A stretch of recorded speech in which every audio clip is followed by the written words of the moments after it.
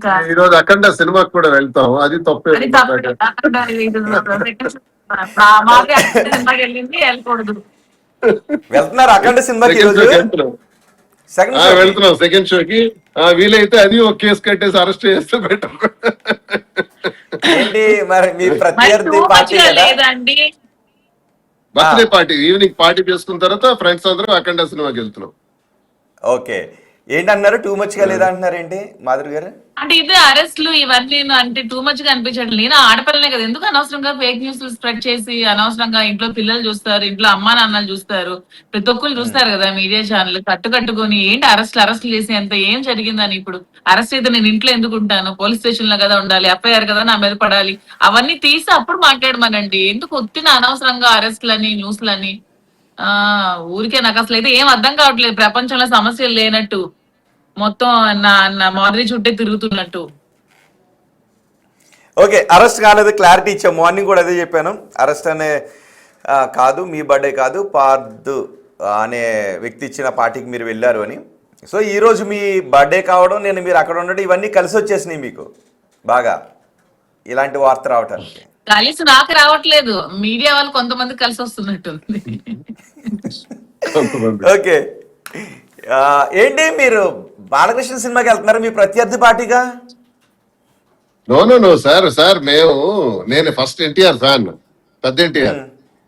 Okay, senior NTR అంటే మన చాలా చాలా చాలా ఇష్టం. ప్రతిరోజు ఆయన సాంగ్ ఒకటి చూస్తాను, నాకు అంత ఇంట్రెస్ట్ బ్లాక్ అండ్ వైట్ అని. అలాగే మరి రామారావు గారి అబ్బాయిగా బాలయ్య బాబు సినిమాలు కూడా చూస్తాను. జూనియర్ ఎన్టీఆర్ సినిమా అయితే మొదటి రోజే వెళ్తాం. ఇదేమైనా నేరమా రోహిత్ గారు? ఇదేమైనా నేరమా? ఇది కేసు కడతారా ఏంటి? ఒకవేళ మేము వెళ్తారా? ఎంతమంది వెళ్తున్నారు? బాలయ్య బాబు ఫ్యాన్స్ అండి, జై బాలయ్య. మేము బాలయ్య బాబు ఫ్యాన్స్, బాలయ్య బాబు సినిమాలన్నీ చూస్తాం. ఇద్దరు కలిసి చెప్పండి ఒకసారి జై బాలయ్య అని. ఒకసారి కట్ అయింది, ఒక్క నిమిషం మళ్ళీ చెప్పండి, ఇద్దరు కలిసి చెప్పండి జై బాలయ్య అని. జై బాలయ్య సినిమా సీనియర్ చెప్పాను కదా సార్, జై ఎన్టీఆర్. ఎందుకంటే సీనియర్ ఎన్టీఆర్ అంటే నటుడిగా నాకు ప్రాణం, నాకు చాలా చాలా చాలా ఇష్టం. ప్రతిరోజు దానవీర సూరకర్ణ డైలాగులు వింటుంటాం, చూస్తుంటాం, సరదా పడుతుంటాం. ఆయన సినిమాలు అంటే చాలా ఇష్టం నాకు. అలాగే బాలయ్య బాబు గాని, జూనియర్ ఎన్టీఆర్ గాని నటుడిగా ఆయన అభిమానులు మేము. ఓకే, చిరంజీవి గారి సినిమా చూస్తాం. చిరంజీవి గారి సినిమా రిలీజ్ అయిన వెంటనే అది కూడా చూస్తాను. చిరంజీవి గారు అంటే కూడా చాలా ఇష్టం నాకు. ఎవరు ఎక్కువ ఇష్టం? చిరంజీవి గారి సినిమా, బాలకృష్ణ ఎక్కువ ఇష్టం? చిరంజీవి గారే ఎక్కువ ఇష్టం. చిరంజీవి గారు మరి చిరు కదా, అందులో ఇద్దరు ట్రావెల్ చేశారు కదండి పార్టీలో. చిరంజీవి గారు అంటే ఎక్కువ ఇష్టం. ఓకే, అన్ని మిస్ అవ్వకుండా చూస్తారా చిరంజీవి సినిమాల్ని? చిరంజీవి గారిది మిస్ కాం, అలాగే బాలయ్య బాబుది మిస్ కాం, జూనియర్ ఎన్టీఆర్ మిస్ కాం. కలిసారా మీరు బాలయ్య బాబుని? కలిసారు ఎప్పుడైనా మీరు? లేదు సార్, కలవలేదు. అసెంబ్లీలో చూసుకోవడం, హౌస్ లో కలుసుకోవడం తప్ప ఇక్కడ లేదు, కలవలేదు. కలవాలి ఉంది, కలుస్తాను, అభిమానిగా కలుస్తాను. కలవాలి ఉంది, కలుస్తాను. నా అభిమాన నటుడు కదా, ఎందుకు చిరంజీవి గారిని కలిసి పనిచేశాను, చిరంజీవి గారితో కలిసి పనిచేశాను కూడా కదా. జిల్లా పార్టీ అధ్యక్షుడిగా పనిచేశాను, ఎమ్మెల్యేగా పోటీ చేశాను. చిరంజీవి గారు పెట్టిన పార్టీకి సూర్యుడి గుర్తుంటే ఆ సూర్యుడి గుర్తు పైన పోటీ చేసింది రాష్ట్రంలో నేను ఒక్కడే, బై ఎలక్షన్ లో. చాలా చక్కగా చిరంజీవి గారితో చాలా అనుబంధాలు ఉన్నాయి. నా కోసం చిరంజీవి గారి టెక్కలు వచ్చి దగ్గరుండి నామినేషన్ కూడా వేయించారు బై ఎలక్షన్ లో. చాలా అనుభవాలు ఉన్నాయి. చిరంజీవి గారిని కలిసాం, బాలకృష్ణ గారిని కలవలేదు, కలుస్తాం ఎప్పుడో రోజు. ఓకే, మీ అభిమాని హీరో ఎవరండి మాధురి గారు? నాకు ఒక అభిమాని హీరో అంటూ ఉండడండి, ఎవరి సినిమాలు బాగున్నా చూస్తాను అంతే. అంటే ఇతను జూనియర్ ఎన్టీఆర్ ఎక్కువ ఇష్టం కదా, బాగా చాలా ఇష్టం జూనియర్ ఎన్టీఆర్ అంటే. జూనియర్ ఎన్టీఆర్ మూవీ ఫస్ట్ డేనే వెళ్ళాలి కాబట్టి ఇతనితో పాటు నేను కూడా అలాగా జూనియర్ ఎన్టీఆర్ ఫ్యాన్ అయిపోయాను. ఓకే, మరి రామ్ చరణ్, పవన్ కళ్యాణ్, ప్రభాస్ చూస్తాం. పవన్ కళ్యాణ్ యాక్చువల్ గా నిజం చెప్పాలంటే పవన్ కళ్యాణ్ కి నేను చిన్నప్పటి నుంచి ఫ్యాన్ ని మూవీస్ లో. నిజమా? మీరు కానీ తర్వాత ఎప్పుడైతే పాలిటిక్స్ కి వచ్చి స్టెబిలిటీ లేదు, స్టబాన్ గా లేకుండా అలా అయిపోయారో మీ అభిమానం పోయింది అంతే. మరి ఇప్పుడు స్టెబిలిటీగానే ఉన్నారు కదా, ఉప ముఖ్యమంత్రి కూడా అయ్యారు.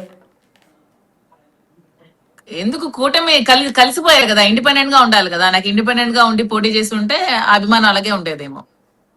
ఓకే, ఇప్పుడు రాజకీయాల కారణంగా అభిమానం పోయింది, కానీ సినిమాల పరంగా అభిమానం అలాగే ఉందా? సినిమాల పరంగా నేను పవన్ కళ్యాణ్ ఫ్యాన్నే. ఏ సినిమా ఇష్టం పవన్ కళ్యాణ్ సినిమా? ఆయన ఇప్పటివరకు నటించిన సినిమా? తొలి ప్రేమ సినిమా ఇష్టం. తొలి ప్రేమ. అవునా?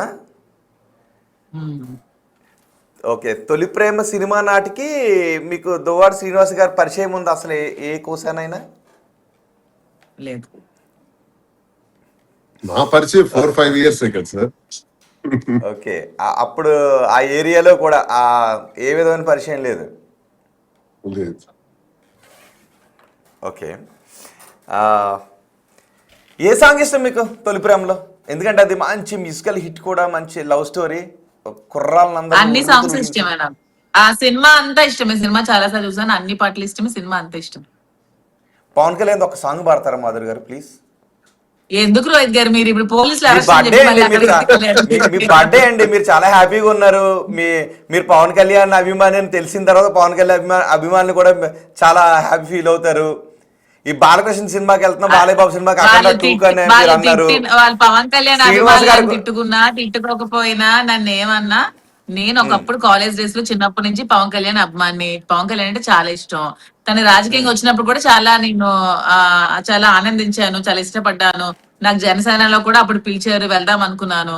కానీ తన స్టెబిలిటీ లేకుండా స్టబాన్ గా నిర్ణయాలు తీసుకోలేకపోవడం, ఈ రోజు ఒక మాట రేపు ఒక మాట, ఈ రోజు ఒక పార్టీ రేపు ఒక పార్టీ, ఇలా కలుపుకుంటూ వెళ్ళిపోవడం మాకు నచ్చలేదు. తను ఇండిపెండెంట్ గా పోటీ చేసి ఉంటే ఏమో మన సీఎం అయి ఉంటే వాడేమో. ఏముంది, దేనికైనా పేషెన్స్ ఉండాలి, ఓపిక పట్టాలి రాజకీయాల్లో. ఓకే, సో ఇప్పటి వరకు పవన్ కళ్యాణ్ ట్రాక్ లో ఆయన సక్సెస్ అయ్యారు రాజకీయాల పరంగా కదా. సో భవిష్యత్తులో ఏం జరుగుతుంది అనేది ఓకే చూద్దాం. సో సక్సెస్ అయ్యారని నేను అనుకోవట్లేదండి. సక్సెస్ అయ్యారని నేను అనుకోవట్లేదు. తను ఇండిపెండెంట్ గా పోటీ చేసి అన్ని స్థానాల్లో గెలుచుకొని సీఎం అయితే సక్సెస్ అయినట్టు. ఓకే, ఇంకా చాలా సమయం ఉంది కాబట్టి మీరు అన్నట్టు సీఎం కూడా అవుతారు. ఆయన ఉద్దేశం అదే, జన సైనికుల ఆకాంక్ష కూడా అదే. కాబట్టి రాబోయే రోజులు ఏం జరుగుతుంది అనేది చూద్దాం. మీరు ఆకాంక్షిస్తున్నారా పవన్ కళ్యాణ్ సీఎం కావాలని?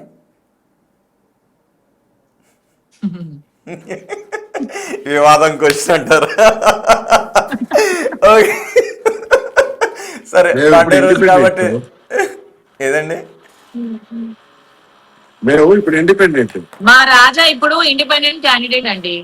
మాకు హ్యాపీగా, మేము ఇండిపెండెంట్ గా ఉన్నప్పుడు నాకు ఎంత హ్యాపీగా అనిపిస్తుంది అంటే, మొన్న మేము మా పాపది ఒక ఈవెంట్ చేసామన్నమాట. పార్టీలకు అతీతంగా జనసేన వాళ్ళు, బీజేపీ వాళ్ళు, టీడీపీ వాళ్ళు, వైసీపీ వాళ్ళు అందరూ కూడా, ఎందుకంటే అందరికీ శ్రీను గారు అంటే అభిమానం. ఎందుకంటే తను 25 years నుంచి రాజకీయాల్లో ఉన్నారు, ప్రజాసేవలోనే బ్రతుకుతున్నారు. ఓడిపోయినా సరే ప్రజా జీవితమే తన పరమావధిగా గడుపుకుంటూ ప్రతి క్షణం గడుపుతుంటారు. కాబట్టి జనాలందరికీ కూడా శ్రీను గారు అంటే చాలా ఇష్టం. ప్రజలకి, పార్టీలు పక్కన పెడితే పబ్లిక్ వెళ్తూ ఉంటే పబ్లిక్ చాలా ఇష్టం. సో ఇప్పుడు కొంతమంది టీడీపీలో ఉన్నప్పుడు, శ్రీను గారు వైసీపీలో ఉన్నప్పుడు కలవడానికి కూడా భయపడేవాళ్ళు. ఎందుకంటే వాళ్ళ నాయకులు ఏమనేస్తారు అని దొంగతనంగా కలుసుకోవడం ఇలా జరిగేది.